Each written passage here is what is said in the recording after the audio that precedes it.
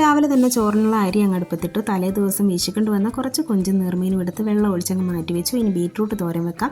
3 beetroot എടുത്ത് great ചെയ്ത് നന്നായി എടുത്തിട്ടുണ്ട്. ഇനി ഇത് നമുക്ക് തോരനാക്കി എടുക്കാം. ഒരു ചട്ടിയിൽ കടുക് വറുത്തിട്ട് ബീട്രൂട്ട് ഇട്ട് വഴറ്റി അരപ്പും ഉപ്പും ഒക്കെ ചേർത്തിട്ട് തോരനാക്കി എടുക്കുന്നുണ്ട്. ഇതിനകത്ത് കുറച്ച് പെരിഞ്ചീരകവും കുരുമുളകും ഒക്കെ ചേർത്താൽ നല്ല ടേസ്റ്റാണ് ഈ തോരന്.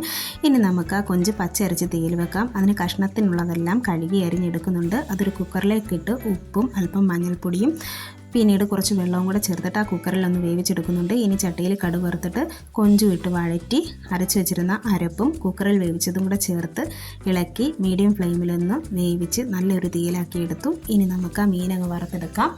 ഒരു പാനിൽ മീൻ 2 ട്രിപ്പായിട്ട് ഞാൻ വറുത്തെടുത്തു.